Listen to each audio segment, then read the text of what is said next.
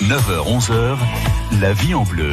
Au programme dans la vie en bleu ce matin sur France Bleu Alsace, il sera question de bien-être, de positivité. On passe la prochaine demi-heure avec Sophie Weidemann, elle est coach de vie. Elle va nous expliquer ce que ça veut dire. Pour commencer, elle va nous aider, je l'espère, à nous détacher un peu de nos pensées négatives en cette fin d'année.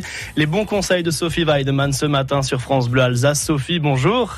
Bonjour Clément, bonjour Aurélie, bonjour à tout le monde. Sophie, vous dirigez le cabinet Weidemann à Strasbourg. Dans votre domaine, on parle de change management, de coaching, de mentoring, de team building, d'empowerment. Attention, des termes qu'on évoquera ensemble tout au long de cette demi-heure. Pour demander conseil à Sophie Weidemann, vous nous appelez au 03 88 25 15 15. Sophie, j'ai l'impression qu'on sent les gens un petit peu tendus en cette fin d'année, une espèce de mélange de fatigue, d'angoisse, de méfiance. Qu'est-ce que c'est ? C'est Noël qui approche, c'est la météo, c'est les mouvements sociaux. C'est une peur du changement ? Alors écoutez, déjà à Strasbourg, le stress, je crois qu'il est lié à la voiture, oui. à la difficulté de rentrer ou de circuler. Je n'ai pas le sentiment qu'il y ait plus de stress que d'habitude. C'est sûr que les changements de saison tous les changements en général peuvent provoquer, selon les personnes, du stress. Est-ce qu'on a des petits conseils qu'on peut appliquer pour mieux appréhender la fin de l'année ?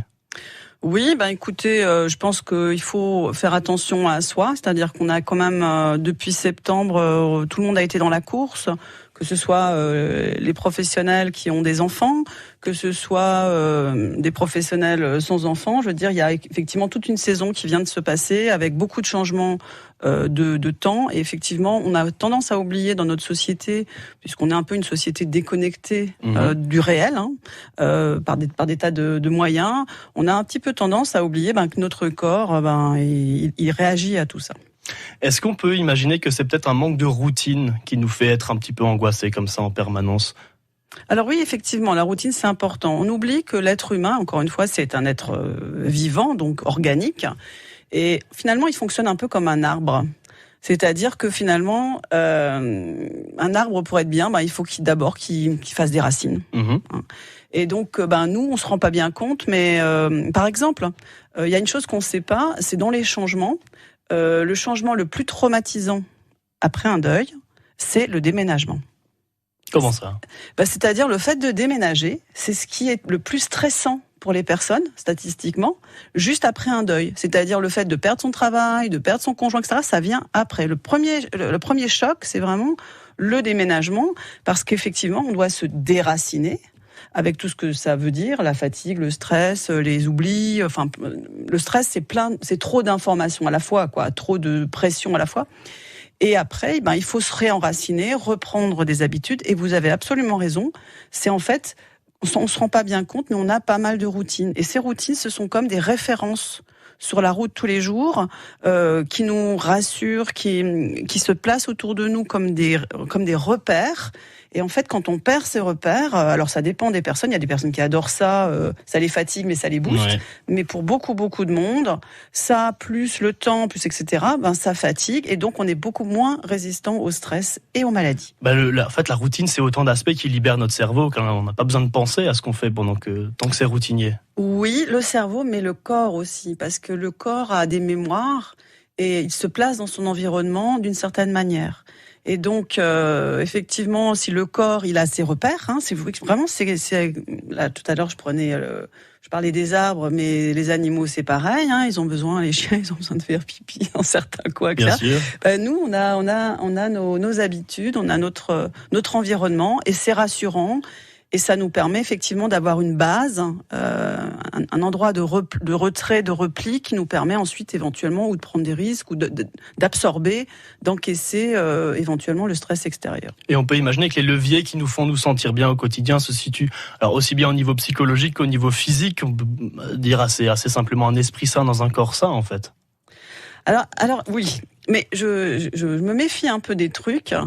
Et méfiez-vous des trucs. Ouais, parce que moi je traite vraiment toutes les personnes, puisque je travaille effectivement beaucoup pour les entreprises. Ouais. On fait comme vous avez dit, de l'accompagnement au changement. On fait des formations et on fait du conseil. Et effectivement, on a une activité de coaching de vie. On doit être, à mon avis, les plus anciens dans la région. Et moi, je me rends bien compte à quel point, effectivement, les habitudes, ça construit des choses solides et des choses qui nous mettent bien à l'aise. Mais on est tous très, très différents. Par exemple, je vous donne un exemple qu'un de mes clients m'a cité la semaine dernière. Je pense que s'il m'écoute, il se reconnaîtra. En fait, en général, par exemple, vous prenez un chien. Un chien, en principe, quand il y a des nouvelles personnes qui rentrent dans la maison, il aboie ou bien il défend la maison. D'accord ? Ça, c'est normal. Et en fait, il m'expliquait que son chien, il aboie quand les gens s'en vont. Ah bon ? Oui, alors il trouvait ça un peu bizarre au début parce que effectivement c'est quand même un peu. Et puis comme mon client c'est quelqu'un d'assez sensible aux gens, aux choses, il a pu observer ce qui s'est passé. Et en fait, il s'est rendu compte qu'en fait ils avaient eu un accident de famille, donc ils ont quitté la maison, le parent, les enfants, le chien reste à la maison. Et en fait, ils ont eu un accident, ils sont tous retrouvés à l'hôpital et le chien est resté seul plusieurs jours. Et ensuite, il a été mis dans un chenil le temps que la famille revienne. Donc en fait, il a vu ses maîtres partir et pendant 3 mois, plus personne. Et donc quand ils sont revenus le chercher 3 mois après, évidemment fête, etc. Mais maintenant, il veut plus que personne ne sorte. Ce que je veux dire par là, c'est que vous avez parlé du mental, ce qu'on appelle le mental, la logique. Vous avez parlé du corps, mais vous oubliez autre chose. C'est l'inconscient qui enregistre sans qu'on s'en rende compte un certain nombre de choses. Et l'inconscient, il fonctionne vraiment comme le fermier ou le petit garçon, etc. Il a besoin de sécurité. Il a besoin de savoir que les choses soient régulières. Sinon, l'inconscient, il a la trouille, quoi. Et on continue à en parler dans La Vie en Bleu sur France Bleu Alsace jusqu'à 9h30. Vos questions pour Sophie Weidemann au 03 88 25 15 15. La Vie en Bleu jusqu'à 11h. France Bleu Alsace. On est toujours avec Sophie Weidemann du cabinet de coaching Weidemann à Strasbourg. Vos questions au 03 88 25 15 15. En attendant, Sophie, comment est-ce qu'on sait qu'on a besoin de faire appel à un coach de vie ? À quel moment est-ce qu'on se dit, ça y est, c'est bon, je n'arriverai pas à m'en sortir maintenant tout seul ? À quel moment est-ce qu'on fait appel à un coach ? Alors c'était vraiment une très bonne question parce que c'est un peu comme avec un psy mais sur un domaine différent. En fait, on le sait pas comme ça. Si on le sait, c'est généralement que c'est trop tard. Oui. L'homme est très résistant, il est dans ses habitudes, il a l'habitude qu'on lui parle d'une certaine manière, il a l'habitude qu'il vive un certain nombre de choses. Et en fait, la routine, puisqu'on en parlait tout à l'heure, peut être un faux ami. Parce que, je vais reprendre mon histoire d'arbre. Si vous donnez régulièrement de l'eau à un arbre avec de l'engrais, si vous en donnez un peu trop ou un peu moins, petit à petit, sans vous en rendre compte, vous déviez de ce dont l'arbre a besoin, et un jour, il peut être vraiment en mauvaise posture. Et donc, ça peut être un mouvement assez lent. Et puis, quand on est pris un peu dans le quotidien et dans tout ce qu'on a à faire, on peut ne pas s'en rendre compte. On peut ne pas s'en rendre compte. Ouais. Et c'est ce que je disais lors d'une autre émission, c'est que souvent, en tout cas, les coachs, on vient nous voir plutôt pour s'échouer quand vraiment on est allé trop loin. Parce qu'on se dit toujours, on va y aller demain, etc. Donc, c'est pas vraiment une démarche. C'est compliqué de dire maintenant, ça y est, j'ai des critères et ça y est, je vais aller avoir un coach. Moi, j'ai envie de dire, on va voir un psy quand on a effectivement des difficultés fortes de couple, etc. Moi, je crois qu'il faut voir un coach différemment, plutôt comme quelque chose d'utile. C'est-à-dire, pour moi, je ne sais pas, moi, le couple, pour moi, la pédagogie vis-à-vis de mes enfants, c'est quelque chose d'important. J'ai lu un certain nombre de choses, mais entre lire et la pratique, et en plus ce qui me convient à moi, je vais perdre du temps ou je vais faire peut-être des choix pas top. Je vais voir un coach, ça va me faire gagner du temps. Ce sera une démarche sur mesure et en quelques séances. C'est-à-dire, en gros, un coach, normalement, ne reçoit que des personnes en bonne santé, ce qui n'est pas le cas parce que souvent on vient nous voir avec des burn-out, etc. Mais nous, on n'est pas censé être médecin, on n'est pas censé être psy. Normalement, c'est pas notre boulot. Notre boulot, c'est plutôt une évolution que la personne souhaite sur un sujet. Voilà.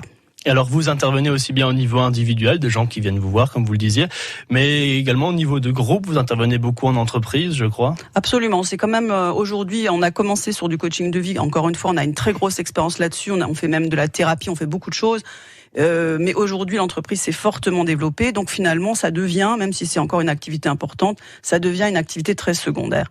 Notre activité principale, c'est vraiment l'accompagnement au changement, dans lequel on a des outils de mesure, des baromètres, individuels, collectifs, l'assessment. Et ensuite, on dessine, ma spécialité, c'est l'architecture du changement. Et on dessine une intervention dans laquelle on va faire de l'accompagnement individuel, pas seulement des managers, ça peut être aussi d'un salarié. On va faire des ateliers de travail et on va faire des formations, des choses adaptées sur mesure pour que l'état d'esprit et les pratiques de comportement évoluent. Et donc vous intervenez aussi bien en France qu'en Allemagne, mais aussi en Suisse romande, essentiellement Genève, Lausanne, Montreux. Exactement. Des modes de fonctionnement entrepreneuriaux assez différents entre la France, la Suisse et l'Allemagne. Comment est-ce qu'on aborde le coaching de la même façon dans les trois pays au niveau du fonctionnement des entreprises? Alors déjà, les lois sont extrêmement différentes. C'est-à-dire, j'ai lu l'autre jour une citation qui disait que les Français vivaient au paradis et ils ont l'impression d'être en enfer. Alors, je ne pourrais pas me préciser là-dessus, mais quand même, en France, on a des lois qui obligent l'entreprise, en tout cas qui encouragent très fortement l'entreprise, parce que ça dépend de leur taille, etc., à faire de la formation professionnelle.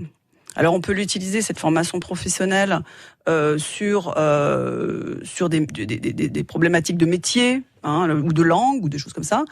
Mais on peut vraiment utiliser ça pour faire des cours collectifs de communication, on fait de la formation aussi, pour faire tout un tas de choses.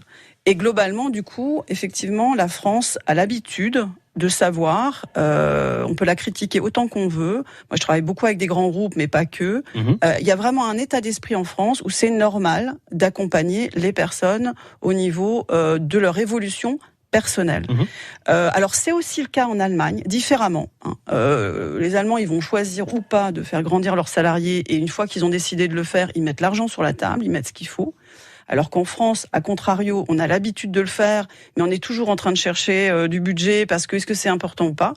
En Suisse, c'est en tout cas la Suisse que je connais, c'est-à-dire la Suisse, la Romandie, c'est extrêmement étonnant. J'ai eu l'autre jour un groupe où il y avait des personnes du monde entier, puisqu'autour de Genève, il y avait vraiment des gens qui avaient entre 45 et 55 ans, pas que. Ils n'avaient jamais rien suivi. Alors pour moi c'était génial parce qu'ils sont bien amusés, on a passé un bon moment et puis en plus ils apprennent vite parce que c'est des gens les gens que j'ai eu là ils étaient assez matures et tout, donc on allait super vite. Mais en fait c'était un terrain vierge. Et comment est-ce qu'on démarre un nouveau coaching? On arrive dans une nouvelle boîte, on va démarrer un coaching ici. C'est quoi les espèces de, les étapes? On arrive le premier jour dans une nouvelle boîte qu'on va coacher, qu'est-ce qu'on fait? Alors, ça dépend des entreprises. C'est toujours pareil. Moi, je redis toujours que c'est, en tout cas nous sur mesure. Et ça dépend entre notre cabinet. Alors, on propose des choses à l'entreprise. Après, elle choisit. Nous, on aime toujours commencer par un audit, un baromètre, un assessment. Moi, je dis toujours à l'entreprise, moi, je ne sais rien, quoi. Donc, faut que je puisse vous voir, faut que je puisse rencontrer les gens, faut que je puisse aller dans l'entreprise, que j'entende, qu'on fasse des enquêtes pour savoir où on en est. Et encore des questions pour vous, Sophie Weidemann. On continue d'ici quelques minutes. Vos questions, encore une fois, au 03 88 25 15 15, toujours sur France Bleu Alsace avec Sophie Weidemann, coach de vie. Plus d'informations sur cabinetweidemann.com. Vous nous appelez au 03 88 25 15 15. France Bleu Alsace, la vie en bleu. La vie en bleu, ça continue au programme ce matin sur France Bleu Alsace. Il est question de bien-être, de positivité. On passe la demi-heure avec Sophie Weidemann. Elle est coach de vie. Elle a un cabinet à Strasbourg, le cabinet Weidemann. Des infos sur cabinetweidemann.com. On parle du fonctionnement et de l'intervention d'un coach de vie en entreprise. Alors, c'est quoi l'objectif d'un coach de vie en entreprise? Qu'est-ce que vous cherchez à faire? Est-ce que vous cherchez à améliorer la productivité d'une équipe, son efficacité, le bien-être des employés? C'est quoi le but en arrivant dans une entreprise? Alors écoutez, franchement, je vais être un peu honnête avec vous. Le métier de coach, c'est pas forcément un métier, moral. Il y a une déontologie, bien entendu, comme pour toute personne qui accompagne les personnes. Mais vous avez autant d'interventions de coach que vous avez de coach ou vous avez de cabinets de coaching.